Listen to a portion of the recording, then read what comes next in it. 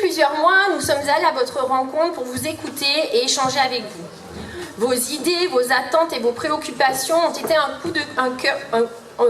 au cœur de notre réflexion. Elles s'inscrivent dans la continuité des échanges et des rencontres que nous avons menées avec vous depuis 6 ans, tout au long de ce mandat. Nos commissions ont ensuite travaillé avec sérieux pour transformer ces contributions en propositions concrètes, réalistes et utiles pour construire notre programme. Ce programme n'est pas simplement celui d'une candidate ou d'une équipe. C'est un programme construit avec vous et pour vous, qui répond à vos besoins et que vous avez exprimés. Mais il y a surtout une différence fondamentale entre notre démarche et celle des 2 autres listes. Nous ne faisons pas un catalogue de promesses faciles.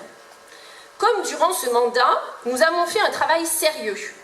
Chaque projet a été étudié, chiffré et planifié dans un plan pluriannuel d'investissement.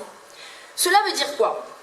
Cela veut dire que nous savons ce que nous voulons faire, où nous voulons et surtout où nous pouvons le faire, combien cela coûte, quelles subventions nous pourrons aller chercher et comment nous allons les financer, tous ces projets. Parce que gérer une commune, ce n'est pas faire des effets d'annonce sans se soucier des conséquences. Gérer une commune, c'est planifier sur la durée du mandat, équilibrer, investir quand c'est nécessaire et préserver les finances publiques. C'est exactement la ligne que nous avons tenue depuis le début de ce mandat. À ce sujet, permettez-moi de revenir sur 2 points qui peuvent peut-être sembler anodins, mais en fait non. La tête de liste de Avenir et Tradition a affirmé que l'impression de notre programme avait coûté près de 10 000 €. Je vais être très claire avec vous. L'impression de ce document de 28 pages a coûté 2 568 et même 93 €. Pas 10 000, quasiment 4 fois moins. Alors je pose une question toute simple. Quand on est capable de se tromper dans un rapport de 1 à 4 sur le coût d'une simple impression, comment peut-on prétendre gérer les finances d'une commune? Comment peut-on en être le garant? Et comment peut-on budgétiser les projets qu'on propose dans son programme?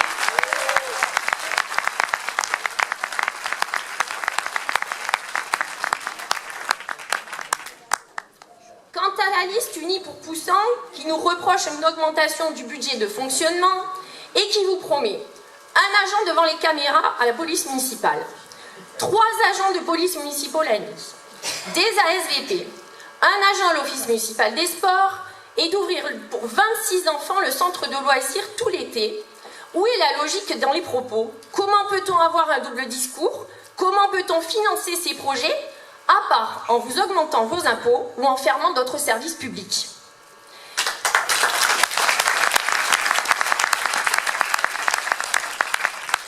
C'est peut-être ça la solution, puisque lors d'une distribution de leur tract, un agent de la collectivité s'est vu interpellé devant l'espace Saint-Roch sur un ton très agressif, lui disant que pour l'instant, oui, c'était peut-être un bâtiment public, mais que, attention, cela allait changer.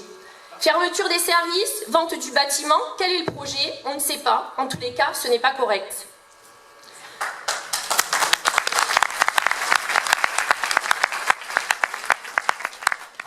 Pour répondre à toutes ces questions, j'ai peut-être la solution. Utilisez la méthode Sanchez. Vous en avez certainement entendu parler par la liste Unis pour Poussant sur les réseaux sociaux. Eh bien oui, c'est exactement cette méthode qu'il faut utiliser, comme nous l'avons fait pendant 6 ans, pour mettre en place tous nos projets, tout en préservant des finances saines et pour construire notre programme. La méthode Sanchez, elle est simple. Avant de proposer un projet aux habitants, on s'assure d'une chose essentielle, qu'il est réaliste et réalisable pendant le mandat. Et pour cela, on lance des études, on budgétise, on planifie, on travaille, on ne fait pas d'approximation, on travaille avec rigueur, responsabilité et respect de l'argent public. Parce que cet argent public, il n'appartient ni aux maires ni aux élus. Il vous appartient à vous, il doit vous servir et répondre à vos attentes. Choisir la méthode Sanchez, c'est faire le choix de la précision et du sérieux. Et c'est avec cette exigence que nous voulons continuer à travailler pour notre commune et pour vous tous.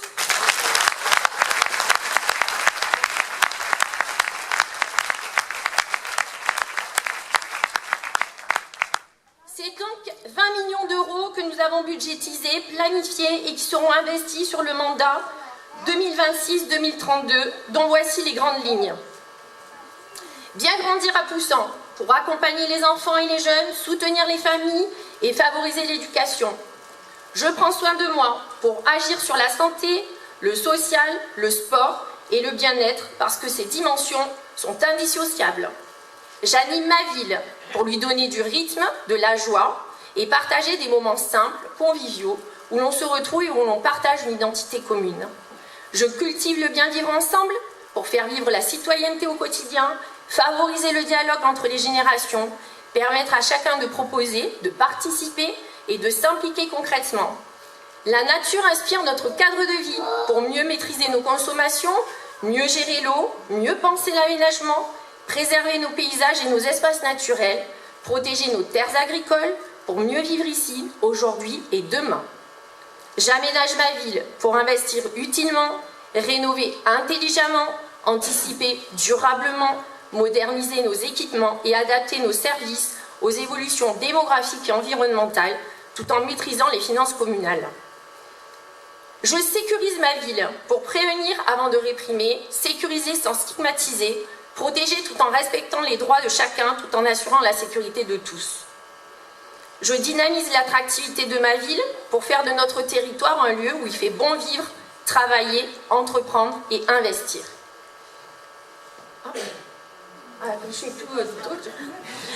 Tradition, culture et mémoire pour continuer à partager, transmettre et faire vivre nos traditions, soutenir création culturelle et faire de la mémoire un pilier de notre identité collective.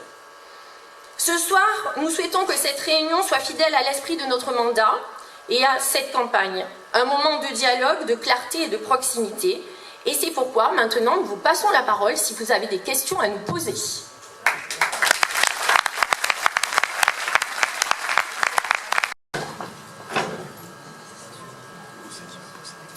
Avez-vous des questions? Parce qu'après, on pourra aussi discuter autour d'un verre en toute convivialité.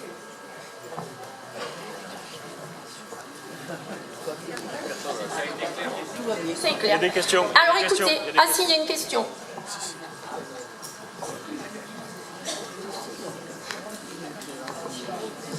Bonsoir.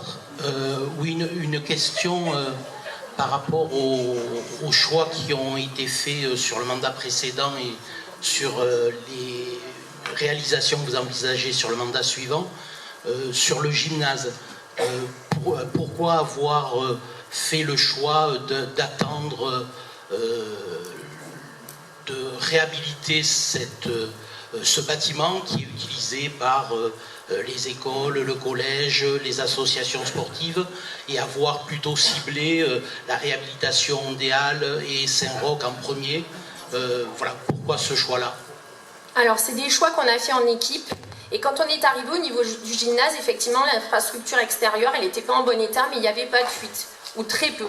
Donc il y avait déjà des travaux qui avaient été faits, le changement du sol, l'éclairage en LED, et puis d'autres petits travaux. Donc en entretien classique, on a intervenu plusieurs fois sur la toiture, donc pour voir un petit peu ce qui se passait. Et nous, notre priorité, le premier projet qu'on aurait aimé qui démarre, c'est la rénovation de l'école des Beaux, maternelle et élémentaire Colombie-Sonia. Sauf que dans la conjoncture, les bureaux d'études ont fermé, les architectes ont fermé aussi, avec tout ce qui s'est passé, avec le conflit, la guerre en Ukraine. Les marchés publics ont été infructueux, et du coup, ce projet s'est décalé. Donc d'autres projets sont passés avant.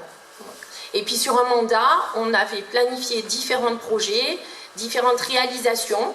Elles se sont étalées, on en a décalé sur le prochain, effectivement, puisqu'il fallait s'adapter à la conjoncture et aux finances. Voilà. Donc on a fait des choix, tous ensemble. Et donc sur les projets réalisés, vous avez trouvé les bureaux d'études et les architectes qui allaient bien? Alors pour l'école, oui, on a changé de bureau d'études, on a changé d'architecte aussi. Les Halles, on n'a pas eu de soucis, on a juste un souci sur en fait, les marchés publics au niveau de la miroiterie, puisqu'elle avait triplé par rapport à la guerre en Ukraine, les matériaux, la miroiterie avait triplé. Donc du coup, on a annulé cette partie-là sur le projet, on a réadapté nos marchés publics. Et sur les autres, sur Saint-Roch, on n'a eu aucun problème.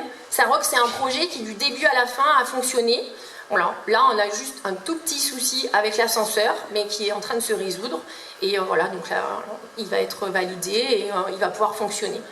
Mais sinon, non, après, voilà, pas de soucis particuliers sur les autres projets. Le parc Jean-Pierre Place, on n'a pas eu de problème non plus, enfin rien du tout. Voilà. On n'a pas eu de chance, c'est tombé sur l'école. C'est comme ça. C'est pas notre choix.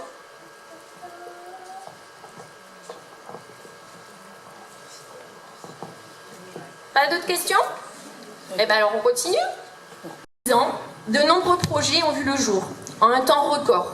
Il reste encore beaucoup à faire, mais sachez que si vous votez pour nous, notre équipe, dès le lendemain de notre élection, nous sommes prêts à travailler. Parce que l'ensemble de nos actions et de nos projets sont prêts, parce que notre expérience d'élu sortant, nos relations solides avec nos partenaires, ainsi que notre connaissance fine des contraintes et des réalités du terrain, nous donnent toute la légitimité et la capacité nécessaires pour conduire les affaires de la commune avec sérieux et efficacité, sans perdre de temps. Depuis 6 ans, je vis ce mandat avec une conviction profonde, avec le cœur et avec beaucoup d'humilité.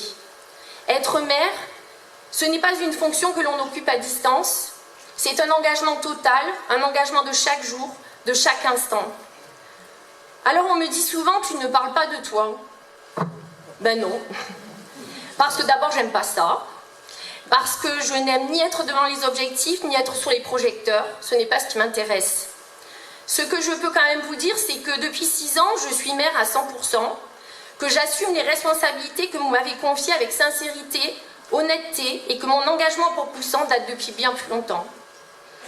Fille d'élu, je me suis dit que j'ai dû tomber dans la marmite petite, un peu comme Obélix, sauf que moi j'ai pas de potion magique, je le répète souvent aux gens qui viennent en mairie, me demander des choses que je ne peux pas faire même si je suis maire.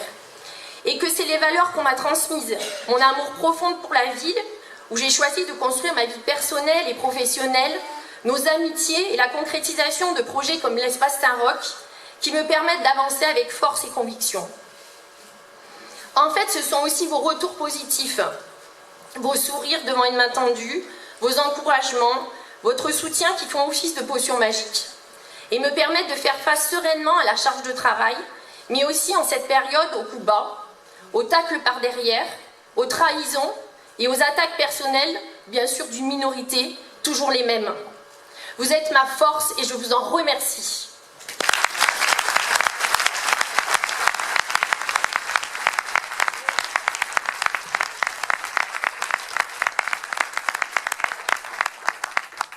J'aime profondément Poussant.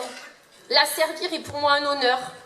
Et c'est avec cette même sincérité, cette même énergie et cette même détermination que je souhaite continuer à m'engager pour elle, pour vous, entourée de cette belle équipe. Et pour cela, j'ai besoin que vous nous redonniez votre confiance dimanche 15 mars en votant pour un arc de Brive.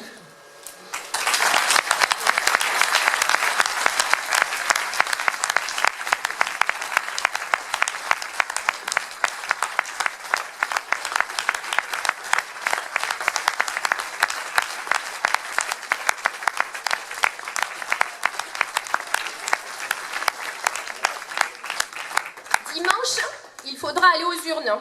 Dimanche, il ne s'agira pas simplement d'un vote, il s'agira de l'avenir de Poussant. Dimanche, 2 chemins vont s'offrir à vous.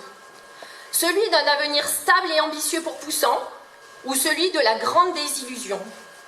Dimanche, il faudra choisir. Choisir entre les titulaires de l'engagement ou les saisonniers de la politique locale. Entre ceux qui relèveront les défis et qui nous attendent, ou ceux à qui le changement fait peur. Entre ceux qui ont la tête sur les épaules et les pieds sur terre, ou ceux qui ont la tête dans les nuages et qui vont se prendre les pieds dans le tapis. Entre ceux qui agissent pour l'intérêt général ou ceux qui agissent pour leurs ambitions personnelles. Entre ceux qui ont travaillé à temps plein pendant 6 ans, sans relâche, pour vous, ou ceux qui, même à temps partiel, n'ont pas répondu à leurs responsabilités. Nous, on n'a jamais triché avec Poussant, parce que Poussant, c'est pas un slogan, c'est notre ville.